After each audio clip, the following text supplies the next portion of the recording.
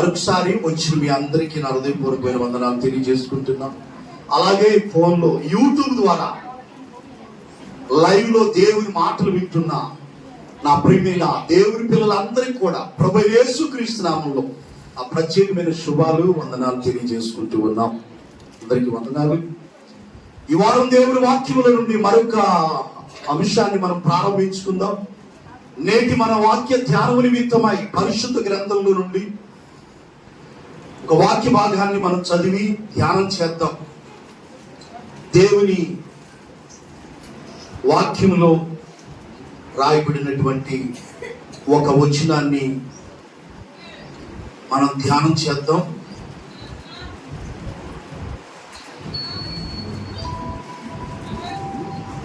స్తోత్రులైనా ఒక చిన్న పల్లవి పాడుతాను నేను.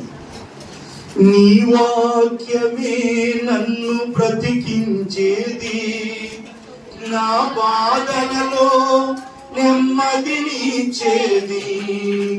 నీ వాక్యమే బ్రతికించేది, నా బాధలలో నెమ్మదినిచ్చేది. నీవు పలికితే నాకు మేలయ్యా, నీవు పలికితే నాకు మేలయ్యా.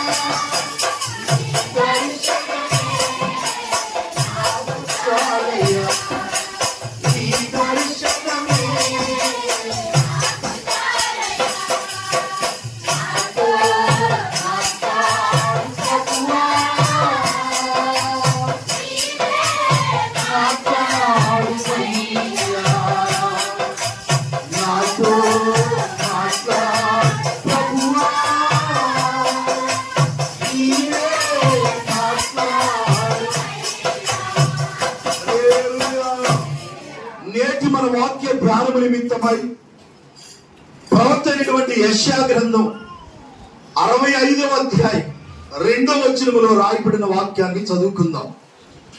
ఈనాటి మన దేవుని వాక్య ధ్యానము నిమిత్తమై యెషయా గ్రంథం 65వ అధ్యాయం 2వ వచనములో రాయబడినటువంటి మాట చదువుదాం. తమ ఆలోచనలను అనుసరించి చెడు మార్గములను నడుచుకొనుచు లోబడనొల్లని ప్రజల వైపు దినమంతయు నా చేతులు చాపుచున్నాను. చాలు, దేవునికి స్తోత్రం కలుగును గాక. లోబడనొల్లని ప్రజల వైపు, ఎవరి కొరకంట? లోబడనొల్లని ప్రజల వైపు దినమంతయు నా చేతులు చాపుచున్నాను అంటున్నాడు దేవుడు. చాలు. ఈనాటి మన ప్రసంగ అంశం ఏంటంటే దేవుని చేతులు అనండి. గడిచిన వారం దేవుని రెక్కలు అనే మాటను అంశం ధ్యానం చేశాం. ఈ రోజు దేవుని చేతుల గురించి మనం కొన్ని విషయాలు నేర్చుకుందాం. చదవబడిన లేఖన భాగంలో ప్రవక్త యెషయా గ్రంథంలో దేవుడు మాట్లాడుతున్న మాట ఏంటి అని అంటే, తమ ఆలోచనలు అనుసరించి చెడు మార్గమును నడుచుకొనుచు. తమ ఆలోచనలు అనుసరించి. ఈ రోజున ఎవరి సొంత ఆలోచనలు వారి, ఎవరి సొంత ఆలోచనలు వారి, ఎవరి యొక్క చెడు మార్గాలు వారి. అక్కడ ఏమంటున్నాడు? తమ ఆలోచనలు అనుసరించి చెడు మార్గము నడుచుకొనుచు. చెడు మార్గములు నడుచుకొనుచు. నేటి యొక్క ప్రస్తుత సమాజంలో మనం గమనిస్తూ ఉంటున్నప్పుడు అనేక మంది వారి సొంత ఆలోచనలు అనుసరించి చెడు మార్గాల్లో నడిచే ప్రజలను మనం నేటి కాలంలో మనం చూస్తూ ఉంటున్నాం. అవునా కాదా? ఎవరి సొంత ఆలోచనలు వారి, సొంత ఆలోచనలు అనుసరించి చెడు మార్గాల్లో నడుచుకుంటున్నారంట. చెప్పండి, చెడు మార్గాలు. నిజమేగా? నేటి సమాజంలో 100కి ఎంతో మంది మరి యొక్క చెడు మార్గాల్లో నడుచుకునేటువంటి వారిని, తమ సొంత ఆలోచనలు అనుసరించి వారి మార్గాలు, సొంత మార్గాలను ఎన్నుకొని ఆ చెడు మార్గాలను నడుచుకునేటువంటి వారిని మనం నేటి కాలంలో మనం చూస్తూ ఉంటున్నాం.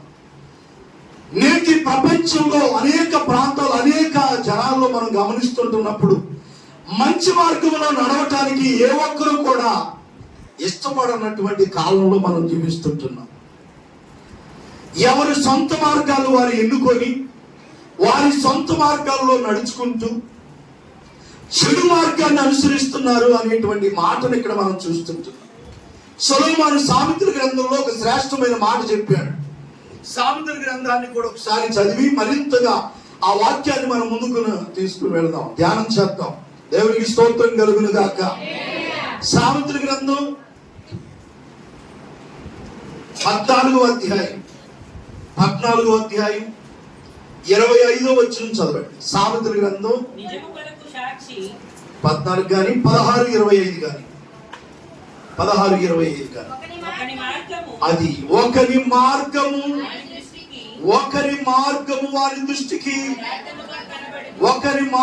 వారి దృష్టికి యథార్థముగా కనబడును, అయినను తుదకు అది మరణమునకు చేరును. హల్లెలూయా.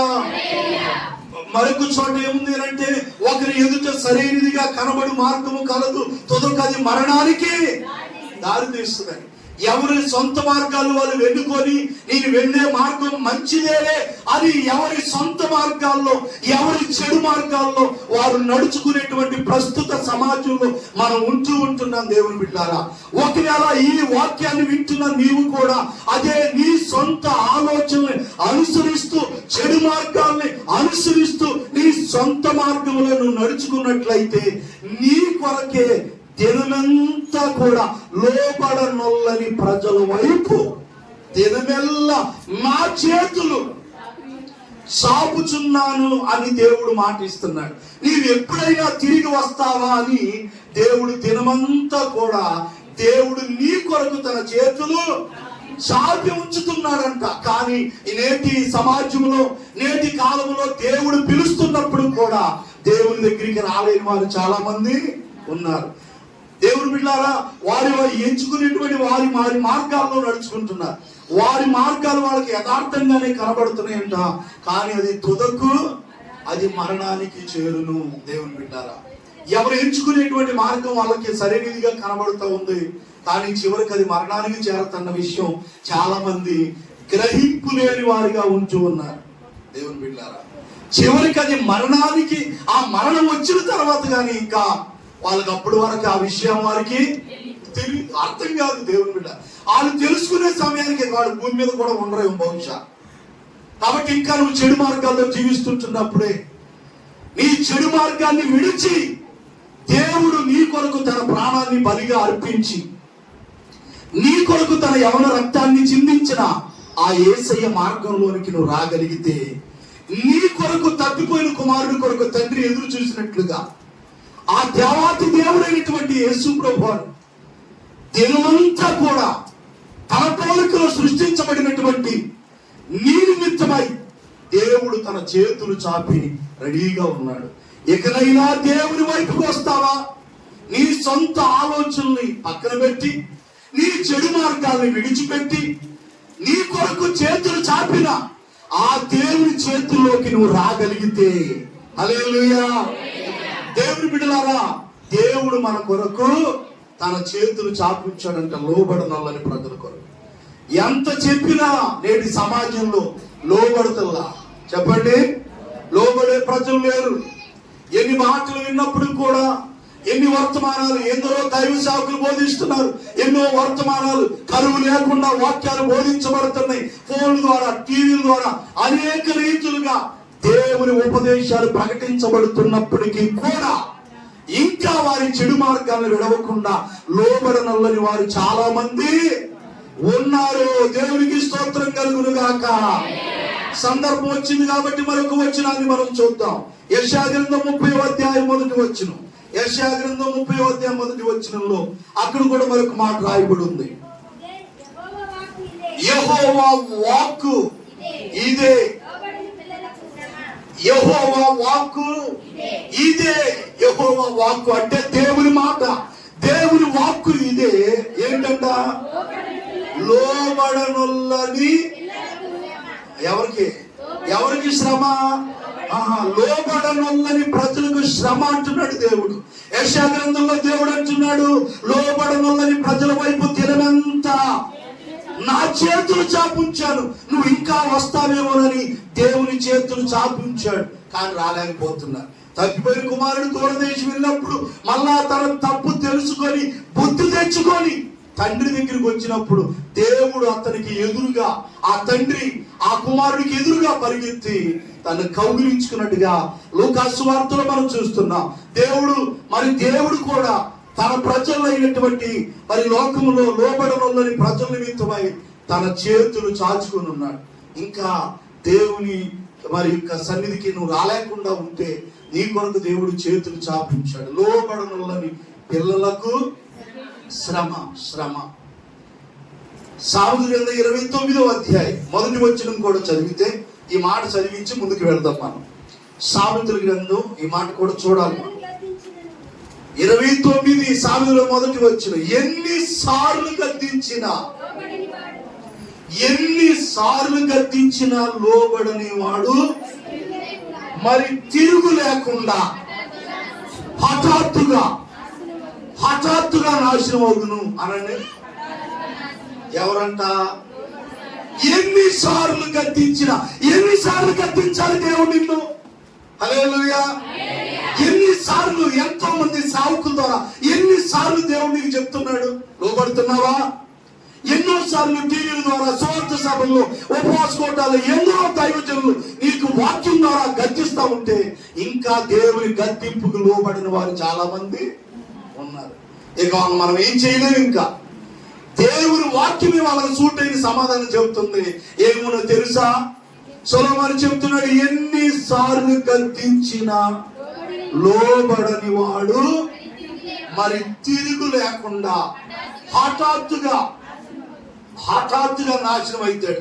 ఇక మనం చెప్పటమే, దైవజనులైనా దేవుడైనా చెబుతాడు లోబడమంటాడు, గద్దిస్తాడు. ఆ గద్దించినప్పుడు లోబడితే నువ్వు కాస్తంత సేవ్ అవుతావు, లేదంటే ఇంక అంతే సంగతులు. ఇంకా ప్రభువు స్తోత్రం చెప్పండి గట్టిగా. కాబట్టి లోబడని ప్రజల వైపు దినమెల్లా దేవుని చేతులు చాపుతున్నాడని మనం ఈ యొక్క మాటను తీసుకొని అక్కడ దేవుని చేతులు ఏం చేస్తాయి, దేవుని చేతుల్లో ఏముంది, దేవుని చేతి కిందకి మనం వస్తే ఎలాంటి ఆశీర్వాదాలు మనం పొందుకుంటామో ఒక 2-3 మాటలు చెప్పి ముగిస్తాను నేను. దేవునికి స్తోత్రం చెప్పండి గట్టిగా. ఎవరి గురించి నేర్చుకుంటున్నాం? దేవుని చేతుల గురించి మనం నేర్చుకుంటున్నాం. దేవుని బిడ్డలారా, ఒకనొక సమయంలో భక్తుడైనటువంటి దావీదు దేవుని మందిరం కట్టాలని ఒక ఆలోచన కలిగి ఉన్నాడు. ఎవరికి?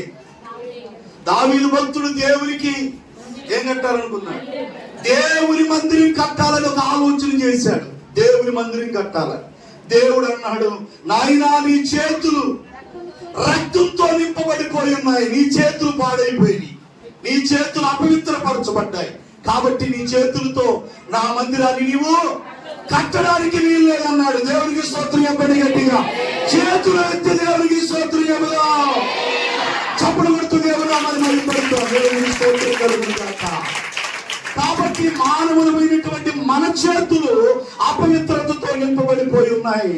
మన చేతులు అపవిత్రతతో నింపబడిపోయి పట్టిన పచ్చల్లో మన చేయి పెడి తిప్పండి పాడైపోతాయి. కూరలో మన చేయి పెడి తిప్పండి, అదే గట్టి పెడి తిప్పండి, మన చేతిలో ఏం భయం ఉందో ఏమో.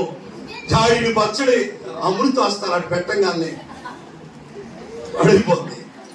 కూర అటు చేయి పెట్టండి తెల్లారి వాటికి, ఎందుకంటే ఆ చేతులు అలాంటి ఏముంటుందో. మరి వస్తువు పెడితే పాడ ఉంది, మన చేతులు పెడితే అందుకని అంటారు ఒక ముదురాంటి చేయి పెట్టమాక ముదురాంటి వంటలు వండేటప్పుడు ఉంటుంది. ముదురాంటి అక్కడ చేయి పెట్టమాక అంటుకోమా పాడైపోదు. పచ్చడి మీద స్నానం చేసావా? పచ్చడి పెట్టడు, పచ్చడి ఆవకాయ పచ్చడు ఏదో స్నానం చేసావా? ముట్టుకోవద్దు. ఆఫ్టర్ పచ్చడి కోసమే నువ్వు అంత పేడం పోయినట్టు ఉంటే అంటే మన చేతులు ఎలా ఉన్నాయి? చేతులు అపవిత్రపరచబడ్డాయి. దేవునికి స్తోత్రం చెప్పండి గట్టిగా. నా మందిరం కట్టొద్దు అని దేవుడు ఎందుకు అన్నాడంటే, నువ్వు నిష్కారణంగా నీ చేతులతో ప్రాణహాని, చాలా మంది నువ్వు చంపిన వాడివి కనుక నీ చేతులు రక్తంతో నింపబడిపోయాయి కాబట్టి నువ్వు నా పరిశుద్ధ మందిరాన్ని కట్టడానికి వీలు లేదన్నాడు. అయితే మన చేతులు అపవిత్రతతో నింపబడిపోయి ఉన్నాయి. ఈ చేతులతో ఎన్ని పాపిష్టి పనులు చేస్తాము దేని బట్టి? ఈ చేతులు. కానీ దేవుని చేతులు ఎలాంటివో ఈ రోజు నేను మీకు చెప్పాలనుకుంటున్నా. దేవునికి స్తోత్రం కలుగును గాక. లోబడనొల్లని ప్రజల వైపు జనమెల్లా నా చేతులు చాపుతున్నానని దేవుడు అన్నట్టుగా దేవుని చేతులు ఎప్పుడు కూడా ఆయన చాపే ఉంచుతాడు. ఎకనైనా రా దేవుని దగ్గరికి, నీ చెడు మార్గాన్ని విడిచిపెట్టి వచ్చి నీ తప్పును తెలుసుకొని దేవుని గద్దింపుకు నువ్వు లోబడితే, దేవుని చేతిలోకి నువ్వు వస్తే ఎలాంటి ఆశీర్వాదం మనకి దేవుడు దాచిపెట్టాడో మనం చూద్దాం. మొదటిగా దేవుని చేతిలో ఏముంది అని మనం ఆలోచన చేస్తే, యోబు గ్రంథం 1వ అధ్యాయం దేవుని చేతిలో ఏముంది, దేవుని చేతులు గురించి మనం నేర్చుకుంటున్నటువంటి మన అంశంలో దేవుని చేతిలో మనకు కలిగేటువంటి మేలు. దేవుని చేతులు ఏం చేస్తాయి, దేవుని చేతులు ఏమి చేస్తాయి అని అంటే, యోబు గ్రంథం 5వ అధ్యాయం 18వ వచనం 2వ లైన్లో ఉన్న మాట చదువుతుంది. యోబు గ్రంథం 5వ అధ్యాయం 18వ వచనం 2వ లైన్లో ఉన్న మాట, ఆయన గాయము చేయును, ఆయన చేతులే స్వస్థపరుచును. హల్లెలూయా. ఆయన చేతులు ఏం చేస్తాయో తెలుసా? స్వస్థపరుస్తాయి. ఏం చేస్తాయంట? దేవుని చేతిలో ఏముంది? స్వస్థత. అనండి, దేవుని చేతిలో ఏముంది? స్వస్థత. దేవుని సేవకుల చేతిలో ఏముంటుంది? అనండి, స్వస్థత. దేవుని చేతిలో స్వస్థత ఉంటుంది, దేవుని సేవకుని చేతిలో కూడా స్వస్థత ఉంటుంది. నయమాను ఎలీషా దగ్గరికి వెళ్ళి అడిగినప్పుడు ఏమనుకున్నాడు? దైవజనుడు వస్తాడేమో, నాకు జబ్బున్న చోట తన చెయ్యి ఆడిస్తాడేమోనని అక్కడ ఆశపడి వచ్చాడంట నయమాన్. కానీ దైవజనుడు అంటాడు, నీ యోర్దాను నదికి వెళ్ళి 7 సార్లు మనకు చెప్పాడు. దేవుని సేవకుల చేతిలో స్వస్థత కలుగుతుంది. అంతకంటే ముందుగా దేవుని చేతులు ఏమని చేస్తాయంటే మనకి స్వస్థతనిస్తాయి. హల్లెలూయా. ఆయన చేతిలో ఏముంది? స్వస్థత. స్వస్థత. ఆయన గాయపరిచి ఏంటంట? ఆయన గాయపరుస్తాడంట. ఆయన చేతులే స్వస్థపరుస్తాయి అంట. ఎందుకు గాయం చేస్తాడు దేవుడు? ఒక్కోసారి దేవుడే గాయపరుస్తాడంట. ఎవరు? దేవుడే గాయపరుస్తాడు. అది మనం అర్థం చేసుకోవాలి. కొన్ని గాయాలు మనకి శారీరకంగా మనకి కొన్ని గాయాలు అవుతుంటాయి, కొన్ని గాయాలు కూడా దేవుడే చేస్తాడు. ఆయన గాయము చేయును, ఆయన చేతులే. ఎక్కడే ఉన్నారా? దేవుని చేతులు ఏం చేస్తాయి? స్వస్థపరుస్తాయి. ఆయన ఎందుకు గాయపరుస్తాడు? మరి ఆయనే గాయం చేస్తాడు అన్నప్పుడు ఆ మాట అర్థం తెలుసుకోవాలి. అలా దేవుడు ఎందుకు గాయం చేయాలా? ఇప్పుడు మన పిల్లలు ఒక్కోసారి మనం చెప్పిన మాట వినకుండా వారు వెళ్తా ఉంటారు బొక్కబార్లో పడి మోకాలు చెప్పులు పగలగొట్టుకుంటారు, మోకాలకు దెబ్బలు తగ్గితే అప్పుడు ఆ గాయం ఎవరు చేశారు? ఆయన తెచ్చుకున్నాడు. చెప్పిన మాట వినక గాయాలు పాలయ్యాడు అని చెప్తుంటాం. ఎన్నో ఇర్మియా గ్రంథంలో దేవుడు ఎందుకు గాయపరుస్తాడు, గాయాలు అవటానికి గల కారణం ఏంటి అని మనం ఆలోచన చేస్తే, దేవుడు గాయపరచాల్సిన పని ఏముంది? ఆయన ఎందుకు గాయపరచాలి? మళ్ళా ఆయన చేతులతోనే ఎందుకు స్వస్థపరచాలి? ఇర్మియా గ్రంథం 30వ అధ్యాయం 12వ వచనం. ఇర్మియా గ్రంథం 30వ అధ్యాయం 12వ వచనంలో యెహోవా ఇలాగు సెలవించుచున్నాడు, నీ వ్యాధి ఘోరమైంది, నీ గాయము బాధాకరమైంది. నీ గాయం ఎలాంటిదంట? కొంతమందికి బాధాకరమైన గాయాలు పెడతాడు దేవుడు వినకపోతే. యెహోవా ఇలాగ సెలవించుచున్నాడు, నీ వ్యాధి ఘోరమైంది, నీ గాయములు బాధాకరమైనది, నీ పాపములు విస్తరింపగా. చదువమ్మా.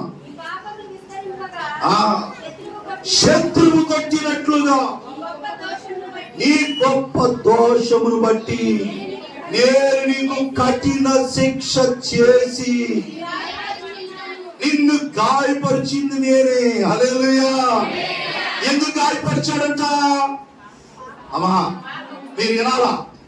ఆ బిడ్డ చదువుతుందో మేము చదువుతున్నాం. మీరు వింటుంటే దేవుడు ఎందుకు గాయపరచాలి ఊరికినే? దేవుడు ప్రేమ గలవాడు, జాలి గలవాడు, దయ గలవాడు, ప్రేమ స్వరూపి. ఆయన ఎంతగానో ప్రేమిస్తాడు, ఆయన దగ్గరికి వస్తే తత్వపరుస్తాడు, అలాగా ఇలాగా అంటున్నాం. కానీ ఇక్కడ దేవుడు వాక్యం ఏం చెప్తుందంటే ఆయన గాయము చేయను అనే మాట అంటున్నాడు. ఎందుకు దేవుడు గాయపరుస్తాడంటే నీ పాపములు విస్తరించినప్పుడు, మనిషి పాపాలు ఎక్కువైపోయినప్పుడు దేవుడు ఏం చేస్తాడు తెలుసా? గాయాలు బాగు చేస్తాడు. మనిషి పాపాలు ఎక్కువైపోయినప్పుడు ఏం చేస్తాడు? గాయాలు పాలు చేస్తాడు. నీ వ్యాధి ఘోరమైంది, నీ గాయములు బాధాకరమైనవి, నీ పాపములు విస్తరింపగా శత్రువు కొట్టినట్లుగా నీ గొప్ప దోషమును బట్టి నేను నీకు కఠిన శిక్ష చేసి నేనే నీకు కఠిన శిక్ష చేశాను, నేనే నీకు కఠినంగా శిక్షించాను అంటున్నాడు. ఎందుకు దేవుడు అంత కఠినంగా శిక్షించాడు? పాపాలు ఎక్కువైపోయినాయి. పాపాలు నీ గొప్ప దోషమును బట్టి నిన్ను గాయపరిచి ఉన్నాను. దేవుని బిడ్డారా, దేవుడే గాయపరుస్తున్నాడంట. ఎందుకో తెలుసా?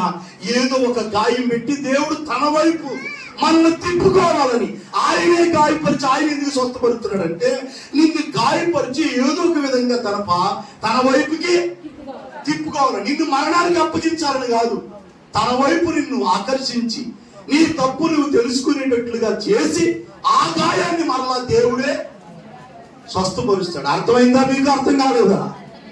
ఆయన ఎందుకు గాయపరచాలి, మళ్ళీ ఆయన ఎందుకు స్వస్థ? గాయం చేయకుండా ఉంటే బాగుంటుందిగా. గాయపరచకపోతే నువ్వు మాట్లాడవుగా. గాయాలు అవకపోతే, ఏ బాధ రాకపోతే మనిషి దేవుని మాట వింటాడా? అందుకని దేవుడు గాయపరిచి మన యొక్క దోషాన్ని బట్టి మనల్నంట కఠిన శిక్ష చేసి మనకేం చేస్తున్నాడు? గాయపరుస్తున్నాడు. కాగా నీ పక్షమును వ్యాజ్యమాడువాడు ఎవడు? నీ పక్షాన వ్యాజ్యమాడువాడు. దేవుడు గాయపరిచి దేవుడు శిక్షించాడు అనుకోండి, మన పక్షాన వ్యాజ్యమాడేవారు కూడా ఎవరు కూడా ఉండరు. ఇంకా కింద మాట చదువుతుంది, నీ గాయములకు చికిత్స చేయదగిన మందు నీకు.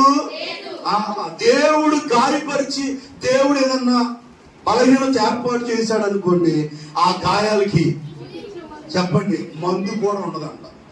మందు కూడా నీ అమ్మా అనసూరమ్మ, నీ బైబిల్లో ఉందా? గాయాలకు చికిత్స చేయదగిన మందు కూడా నీకు లేదు. ఎందుకని? ఆ గాయం ఎవరు పెట్టింది? దేవుడు పెట్టాడు అనుకో. ఇక గాయాలకి మందు లేదు. ఎందుకంటే చేసుకుంటూ పోతున్నాం అనుకో, ఎక్కడో చోట ఒక గాయం పెడతాడు. ఇక పెద్ద ఆపరేషన్ చేయాలంట, చిన్న ఆపరేషన్ చాలదంట. ఏ ఆపరేషన్ చేయాలా? పెద్ద ఆపరేషన్ చేయాల్సి వస్తుంది. ఇక అప్పుడు పెద్ద ఆపరేషన్ చేసి అంత ఇంత పొడుగు వచ్చాను, వచ్చానని పొడుగు, అప్పుడు దేవుడు రానంట పోయే ఊపిరి వచ్చే ఊపిరి అయ్యి అప్పుడు పెద్ద ఆపరేషన్ చేస్తే అప్పుడు నువ్వు కోరుకుంటావు అనమాట. ఎందుకంత దాకా తెచ్చుకోవాలా? నువ్వు ఆరోగ్యంగా ఉన్నప్పుడే దేవునికి లోపడితే బాగుంటుంది కదా. దేవునికి స్తోత్రం చెప్పండి గట్టిగా. నేను మీరు పడాలని అంటున్నా, ఆ ఉద్దేశం నాకు ఎప్పుడు లేదు. మీరు అందరూ బాగుండాలా, లైవ్ లో దేవుని మాటలు వినే వాళ్ళు అందరూ క్షేమంగా సంతోషంగా ఉండాలని నా ఉద్దేశం. దేవుడు ఎందుకు గాయపరుస్తున్నాడో దాని అర్థం చెప్తున్నా.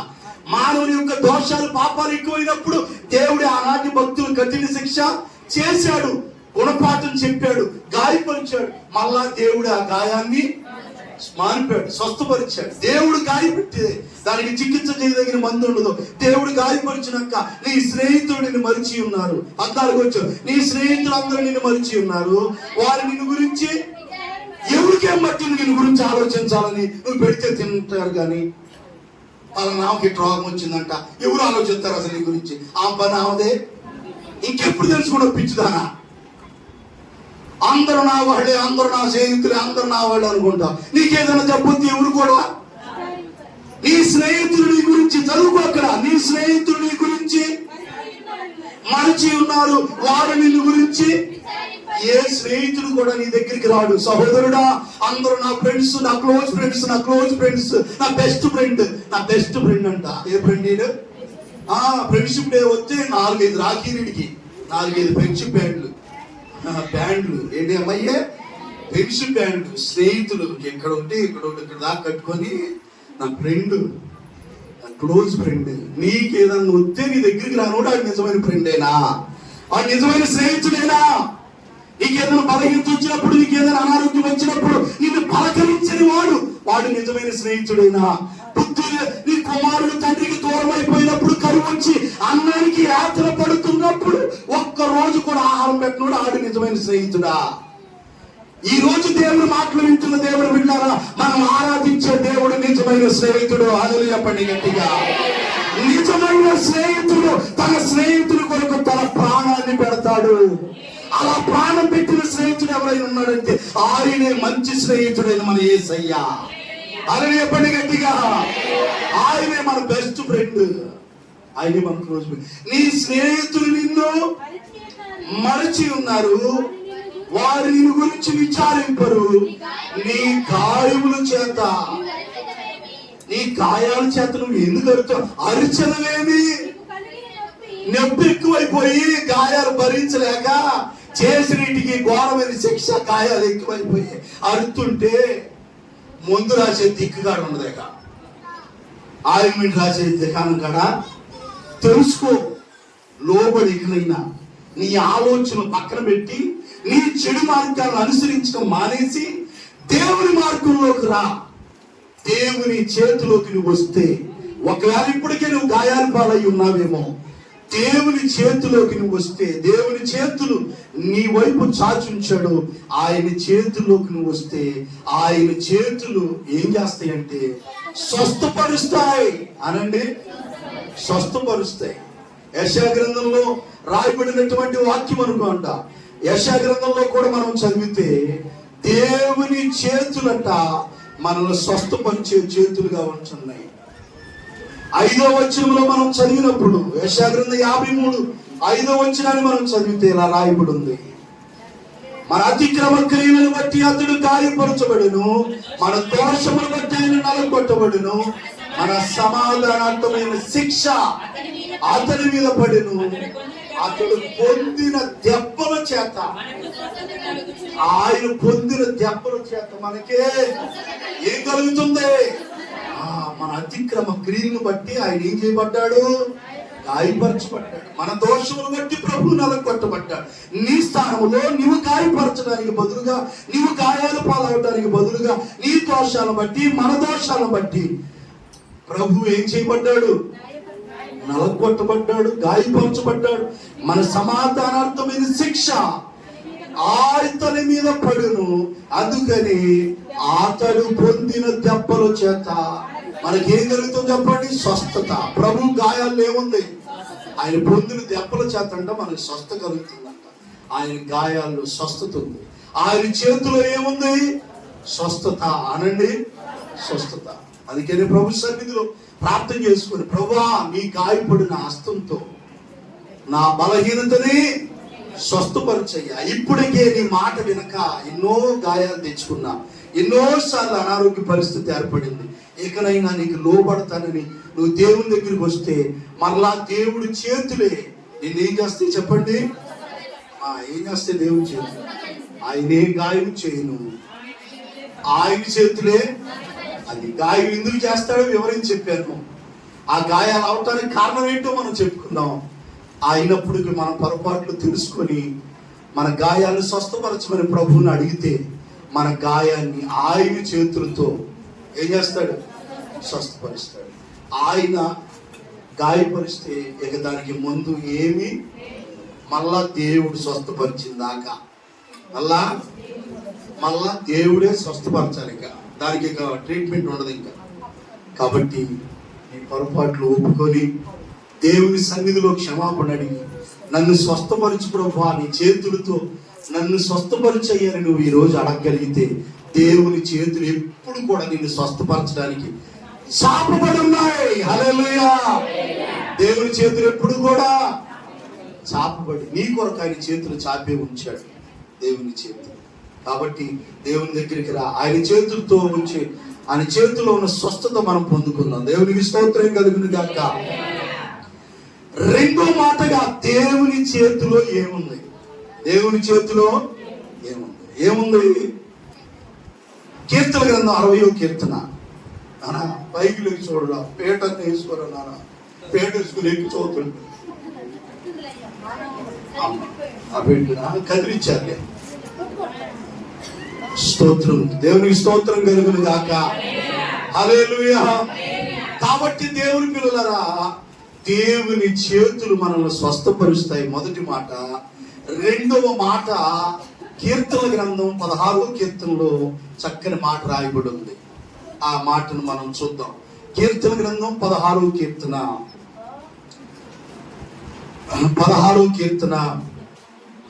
11వ వచనాన్ని మనం చదివితే, నీ సన్నిధిలో సంపూర్ణమైన సంతోషము కలదు, నీ కుడి చేతులు నిత్యము సుఖములు కలవు. దేవునికి స్తోత్రం చెప్పండి గట్టిగా. దేవుని కుడి చేతిలో ఏముంది చెప్పండి? నిత్యము సుఖములు కలవు. ఏమున్నాయంట?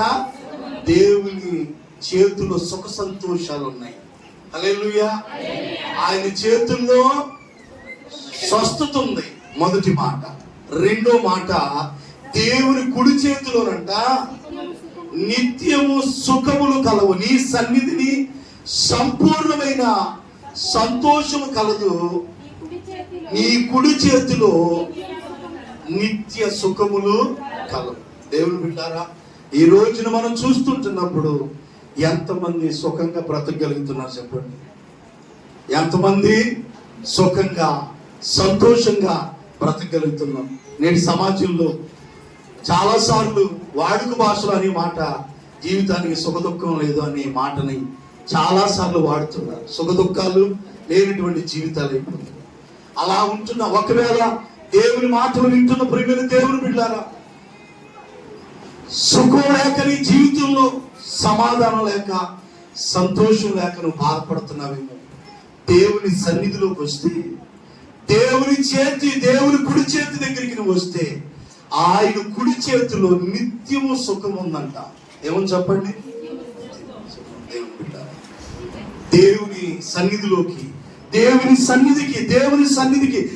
దగ్గరికి, దేవుని హస్తం దగ్గరికి, దేవుని చేతుల్లోకి నువ్వు రాగలిగితే, చాచి ఇచ్చిన ఆయన చేతుల దగ్గరికి నువ్వు వచ్చి, ప్రభువా నా కుటుంబంలో సుఖం లేదయ్యా, నా జీవితంలో సంతోషం లేదయ్యా అని నువ్వు అడుగుతూ ఉంటే, ప్రభు ఆయన కుడి చేతిలో ఉన్న ఆ సుఖాన్ని నిత్యము సుఖములు కలవు నీ కుడి చేతిలో. ఎవరి కుడి చేతిలో? దేవుని కుడి చేతిలో ఏమన్నాయంట? నిత్యము సుఖములు కలయంట. కాబట్టి దేవుని పిల్లలారా, ఆ దేవుని సన్నిధికి వద్దాం, దేవుని సుఖాన్ని మనం పొందుకుంటాం.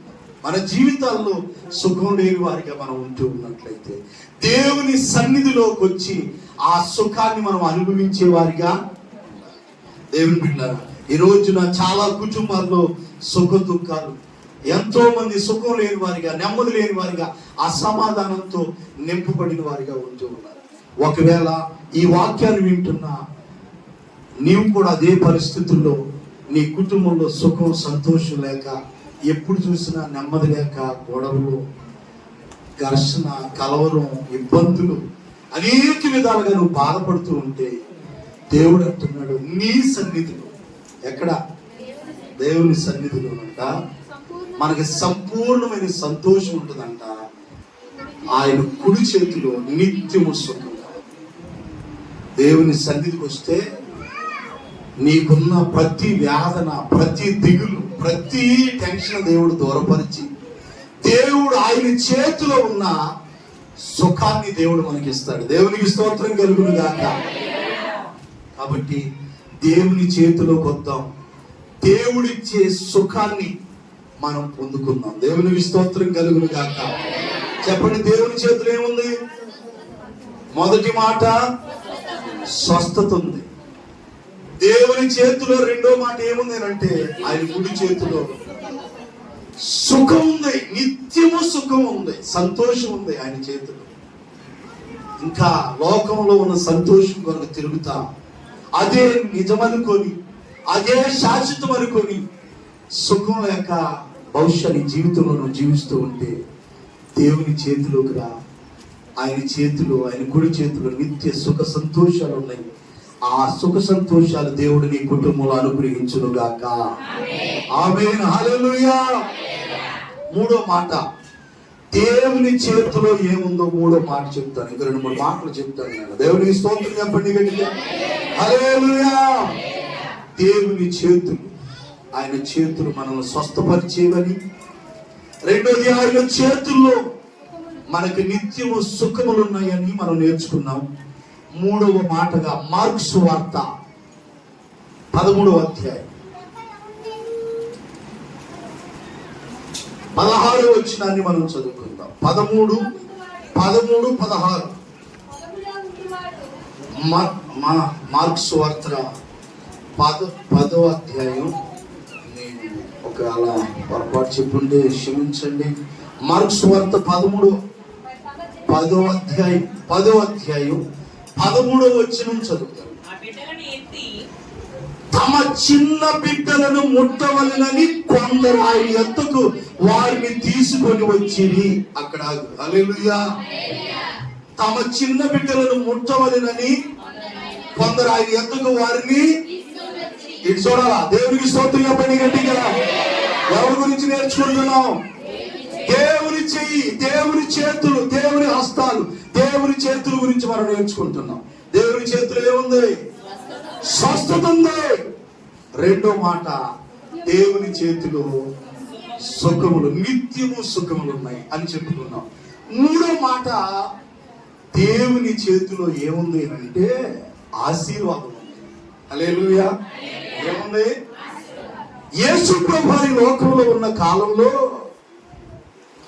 కొంతమంది తల్లిదండ్రులంట తమ చిన్న బిడ్డలు యేసయ్య దగ్గరికి తీసుకొచ్చారంట. ఎవరిని అమ్మా? ఎవరిని తీసుకొచ్చారు?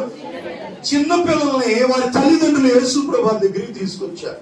ఎందుకని తీసుకొచ్చారు?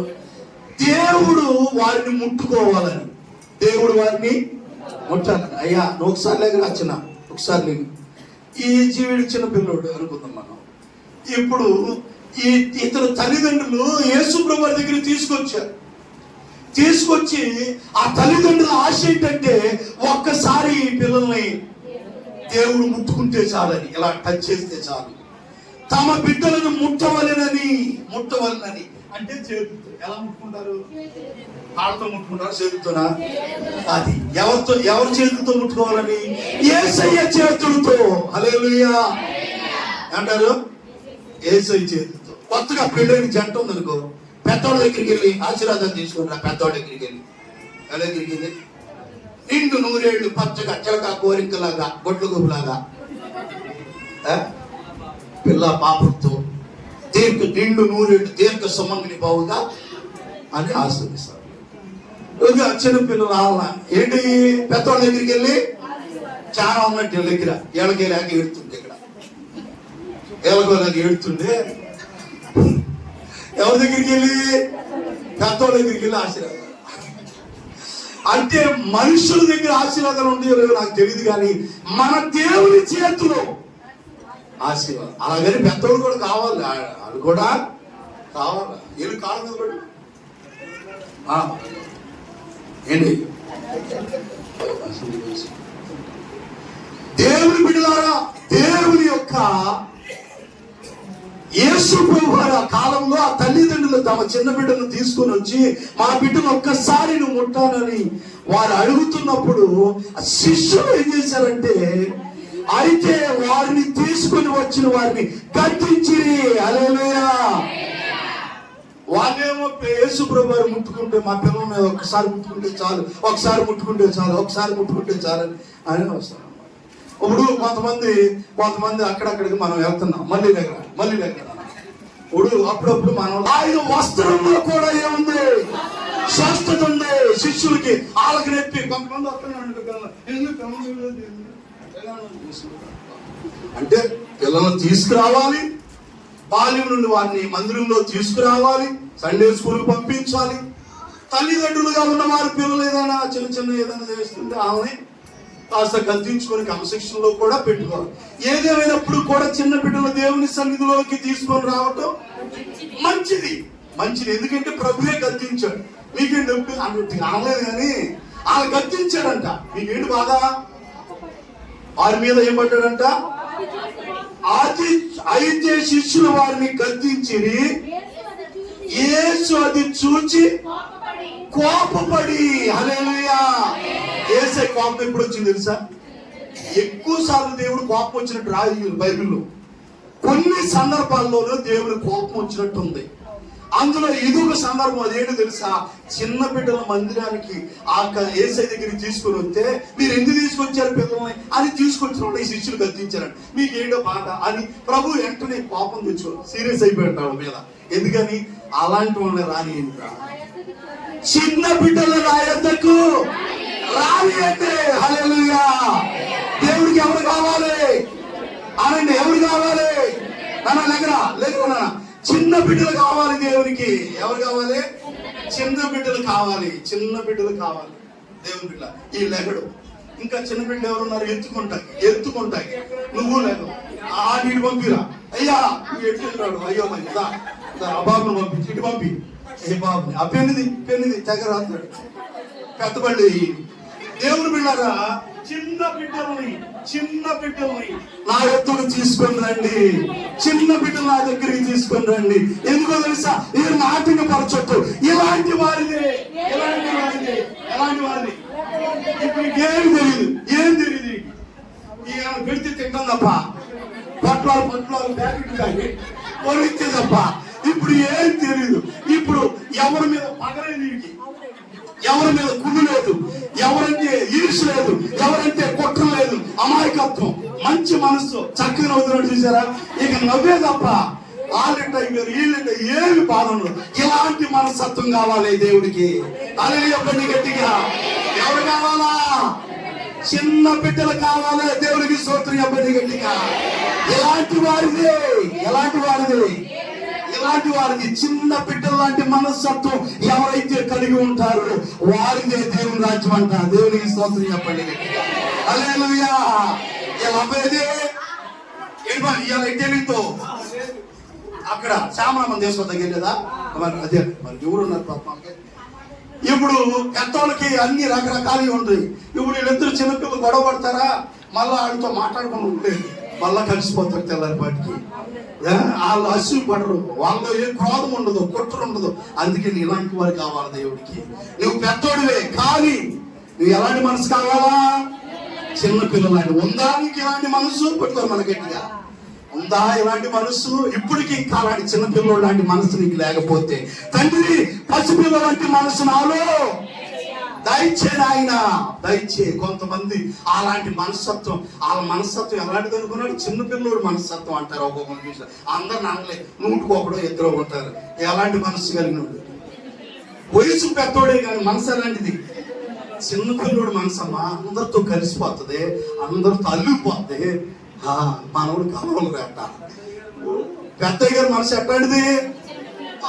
చిన్నపిల్లడు మనసు అనమాట. నేనన్న కసుకున్నాడు కానీ పొరపాటున అంతే. ఇక మీరు పెద్దయ్య గారు గుర్తు చేసుకోవడమే కా. ఎందుకంటే నాకంటే మీరు ఎక్కువ దగ్గర నుంచి చూశారు. ఆయన ప్రేమను మీరు ఎక్కువగా పొందుకున్నారు. దేవుడికి స్తోత్రం కలిగిన కాక. మీకు కూడా పొందుకున్నావులే, మీరు ఎక్కువ పొందుకున్నారు. కాబట్టి మనం చిన్న పిల్లలలాగా ఉంటాగా అలాంటి వారిదే దేవుని రాజ్యం అని ప్రభు చెప్పి వారిని దగ్గరికి తీసుకురండి అని వారిని దగ్గరికి పిలిచి 16వ వచనంలో ఆ బిడ్డలు ఎత్తి, ఆ బిడ్డలు ఇందాక నేను ఎత్తుకున్నానే, ఆ బిడ్డ పేరు ఎత్తి అశ్విన్. ఆ బిడ్డలు ఎత్తి కౌగిలించుకొని వారి మీద చేతులుంచి ఆశీర్వదించారు. హల్లెలూయా. ఎత్తుకొని కౌగిలించుకొని ఆ బిడ్డల మీద తన చేతులు చేసేసంట. అంటే ఇప్పుడు దేవుని చేతులు ఏముంది? ఆశీర్వాదం. హల్లెలూయా. మొదటిది దేవుని చేతులు స్వస్థత ఉంది. ఆయనే గాయపరుస్తాడు, ఆయన చేతులే స్వస్థపరుస్తాయి. మళ్ళా తిరిగి నీ గాయాలకు కారణం నువ్వే తెలుసుకో. నీ గాయాలు స్వస్థపరచమని అడుగు. ఆయన చేతులతో నీ గాయాలన్నీ మానిపేస్తాడు, స్వస్థపరుస్తాడు. రెండోది ఆయన కుడి చేతిలో నిత్యము సుఖాలున్నాయి ఆయన చేతిలో. మూడవ మాటగా ఆయన చేతిలో ఏముందంటే ఆశీర్వాదం. ఆ చిన్న పిల్లల మీద చేతులు వేసి ఏం చేశాడంట? అమ్మా ఏం చేశాడు? ఆశీర్వదించాడు చేతులుంచి. అవునా? అట్టకుందనా? ఆ చిన్న బిడ్డను ఎత్తి కౌగిలించుకొని వారి మీద చేతులుంచి ఏముంచాడు? చేతులుంచాడు. పెద్ద పెద్ద అయ్యారులే చేతులు ఎత్తాకి ఏం చేస్తున్నారు? భయపడుతున్నారు. వాళ్ళ మీద దయ్యాలు వీళ్ళ మీద పడతాయని. ఒక్కొక్క అయ్యగారు వేస్తున్నాడు, ఒక్కొక్క అయ్యగారు వేయట్లా. సరే ఈ అయ్యగారు వేసినా వేయకపోయినా మన యేసయ్య మనందరి మీద తన హస్తం చాపును గాక. ఆయన ఎప్పుడు తన చెయ్యి ఎప్పుడు మన కొరకు సాధ్యం ఉంచుతాడు. ఆయన చేతులతో ఎప్పుడు మనల్ని ఆశీర్వదించాలని ఆశపడుతూ ఉంటాడు. ఆయన చేతులు మనల్ని ఏం చేస్తాయంటే ఆశీర్వదిస్తాయి. దేవుని బిడ్డలారా, నీలో చిన్న పిల్లల వంటి మనస్తత్వం వచ్చిందనుకో, నువ్వు కుట్ర, నీ అసూయ, నీ క్రోధం, నీ కుళ్ళు, నీ మచ్చలు ఇవన్నీ తీసేసుకొని చిన్న పిల్లలు లాంటి మనస్తత్వం నీలోకి వచ్చిందనుకో, దేవుడు నిన్ను కౌగిలించుకొని నీ మీద తన చేతులు ఆశీర్వదిస్తాడు. నీ కుట్ర, నీ అసూయ, నీ ద్వేషం, నీ పగ ఇవన్నీ లోపల ఉన్నాయనుకో, అసలు నీ దేవుడు చెయ్యి నీ మీద అసలు ఏడు తోసేస్తాడు అవతలకి. నీకేం లేదు, నీకు చిన్న పిల్లోడి మనస్తత్వం లేదు నీకు. వాడికి ఏ దేశం, ఏ పగ, ఏ కుట్ర ఎలాగో ఉండదు. అలాగే దేవుని పిల్లలు కూడా ఇలాంటి వారిదే అన్నాడు. ఎందుకో తెలుసా? అంటే అలాంటి వాళ్ళలాగా ఉండాలని. ఇలాంటి వారిదే దేవుని రాజ్యం. అంటే రేపు దేవుని రాజ్యంలో మనం ప్రవేశించాలంటే చిన్న బిడ్డ లాంటి మనస్తత్వాన్ని మనందరం కూడా కలిగి ఉందము గాక. ఆమేన్, హల్లెలూయా. కాబట్టి 3 రకాల ఆశీర్వాదాలు. స్వస్థత దేవుని చేతిలో ఉంది, దేవుని చేతిలో నిత్యము సుఖములు ఉన్నాయి, దేవుని చేతిలో ఆశీర్వాదం ఉంది. కాబట్టి ఇప్పుడు మనం ఏం చెయ్యాలి అని అంటే, పేతురు గారు రాసిన మొదటి పత్రికలో ఈ మాట చదివించి ప్రార్థన చేసుకుందాం.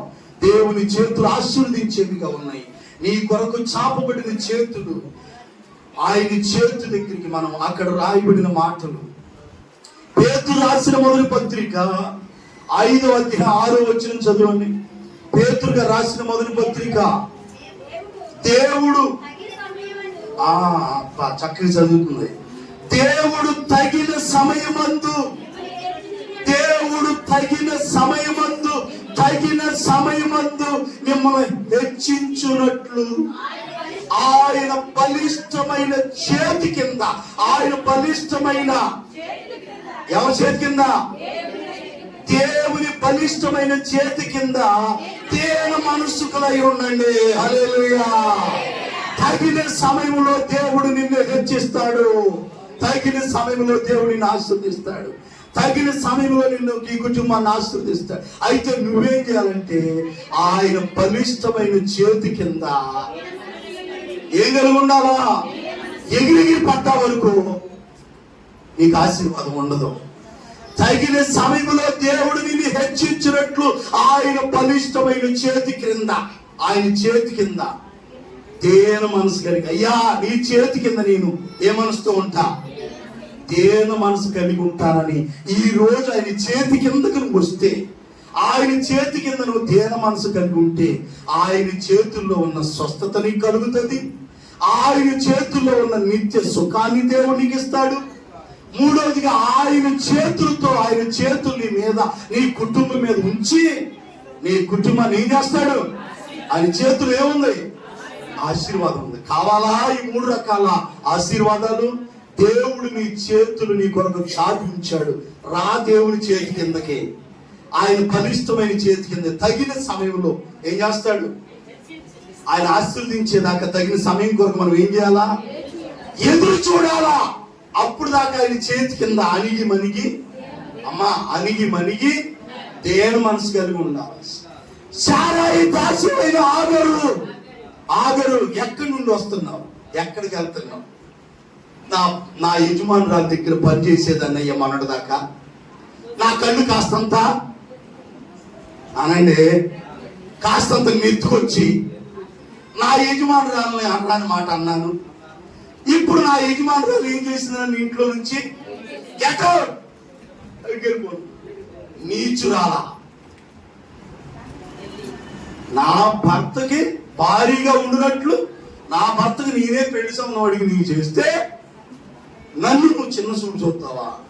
ఆఫ్టర్ నా ఇంట్లో పనిచేసే పని మనిషి నీకు ఎంత గుండెలు, ఎన్ని గుండెలు నీకు, నువ్వెంత, నీ బతుకెంత, నీకెంత గర్వం వచ్చింది, నువ్వెంత, నీ బతుకెంత, నువ్వు ఎంత ఇంటి అబ్రహం గారి దగ్గరికి వెళ్ళేది ఎవరు?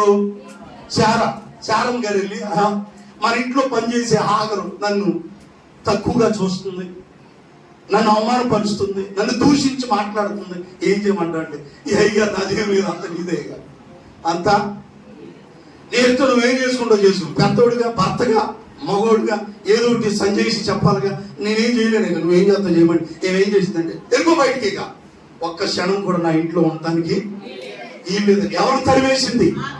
ఎవరు తరివారు? సారా ఆగర్ని ఇంట్లో నుండి బయటికి గెంటేసింది. మధ్యలో వెళ్ళిపోతా ఉంది, బాధపడతా వేదన చెందుతా వెళ్ళిపోతుంటే దారి మధ్యలో దేవుని దూత అడ్డుపడి, ఎక్కడి నుండి వస్తున్నావు, ఎక్కడికి వెళ్తున్నావు తల్లి, అయ్యా నా పరిస్థితి ఇది అని దేవుని దూత ఎక్స్ప్లెయిన్ చేసి వివరించి చెప్పినాక దేవుని దూత ఏమని చెప్పిందంటే, అమ్మ తిట్టిన, అవమానపరిచిన, ఏమని చేసిన, ఎన్ని మాట్లాడినా నీ వెళ్ళి నీ యజమానురాలి చేతి కింద అని ఉంటూ అని చెప్పగట్టిగా అని ఉంటే తన కుమారుని ఆశీర్వదించినట్టుగా నీకు పుట్టబోయే కుమారుని కూడా ఆశీర్వదిస్తా, నీ కుమారుని కూడా ఒక జనంగా చేస్తా. అప్పుడు దాకా నువ్వేం చేయాలో తెలుసా? అని ఉండాలా, దేవుడి చేతి కింద ఏముండాలా? ఎగిరి పడ్డావనుకో తీసేస్తా నిన్ను. అని ఉండు దేవుని చేతి కింద ఎప్పుడు కూడా. దేని మనిషి కలిగి దేవుని చేతి కింద తగిన టైం వస్తుంది. ఆగర్ని ఆశీర్వదించినట్టుగా నిన్ను కూడా. అప్పుడు దాకా వెయిట్ చేయలేక పారిపోతున్నాం అనుకో, అక్కడ వెనక్కి వెళ్ళిపోతే ఆ జీవితం ఎట్లుండలేదు. ఎల్లు అణిగుండమన్నప్పుడు ఎల్లు అక్కడ అణిగి ఉందంట ఆగరు. అందుకని దేవుడు ఆమెను ఏం చేశాడు? ఆశీర్వదించాడు. ఆమె ప్యాచ్ని ఈనాడు దుబాయ్, అరబ్ దేశాలన్నీ కూడా అల్లయ్యే ఇస్మాయిల్ సంతానం, మస్కట్, దుబాయ్, మనోళ్ళందరూ కూడా ఆ జంటకి సెంట్లు, విస్తారమైన ధనం, బంగారం అన్ని అక్కడ తక్కువ. అక్కడ చాలా విస్తారమైన బంగారం ఉంది. అక్కడ దేవుడు ఆశీర్వదించాడు ఆ దేశాన్ని, ఇస్మాయిల్ సంతానాన్ని. నా ప్రియమైన దేవుని బిడ్డలారా, దేవుని బలిష్టమైన చేతి కింద ఏముండాలా? అప్పుడు తగిన సమయంలో ఆయన చేతులతో నిన్ను, నీ కుటుంబాన్ని ఏం చేస్తాడు? ఆశీర్వదిస్తాడు. దేవుని చేతి కిందకు వద్దాం, దేవుడిచ్చే స్వస్థత పొందుకుందాం, దేవుడిచ్చే సుఖాన్ని పొందుకుందాం, దేవుడిచ్చే ఆశీర్వాదం పొందుకుందాం. దేవుడి మాటలు దీవించును గాక. చిన్న ప్రార్థన చేస్తాను. సకల ఆశీర్వాదములకు కారణభూతుడా, సర్వాధికారి, సర్వోన్నతుడా, నీ ఘనమైన శ్రేష్టమైన నామాన్ని బట్టి నీకు స్తోత్రములు నాయనా. అయ్యా, ప్రార్థన చేసి ప్రారంభించినటువంటి యొక్క ఆరాధనలో ఎంతవరకు మీరు మాట్లాడిన ప్రతి మాటను బట్టి నీకు స్తోత్రాలు. తమ ఆలోచనను అనుసరించి చెడు మార్గములను అనుసరించి నడుచుకొనొచ్చు లోబడనొల్లని ప్రజల వైపు దినమంతా నా చేతులు చాపుచున్నారని మీరు మాట్లాడిన మాట, నీ చేతులు మా కొరకు చాపే ఉంచి ఉండగా ఇంకా నీ చేతుల్లోకి రాలేనటువంటి బిడ్డలు ఎందరో ఉన్నారు. అట్టి వారిని మళ్ళా అయ్యా మీరు తీసుకొని రండి ప్రభువా. అయ్యా, నీ చేతిలో ఏముందో మీరు మాకు నేర్పించారు. అయ్యా, నువ్వు గాయపరిచి నీ చేతులతో నేను స్వస్థపరుస్తావని, అయ్యా నీ చేతిలో, నీ గుడి చేతిలో నిత్యము సుఖములున్నాయని మీరు మాట్లాడారు. నీ సన్నిధిలో సంపూర్ణమైన సంతోషము కలదని మీరు మాట్లాడారు. ఆనాడు ప్రభా నీవు శరీరధారిగా ఉన్న దినాల్లో తల్లిదండ్రులు వారి చిన్న బిడ్డల్ని నీ వద్దకు తీసుకుని వచ్చి వారిని ముట్టవలనని కొందరు ఆయనని వేడుకున్నారు.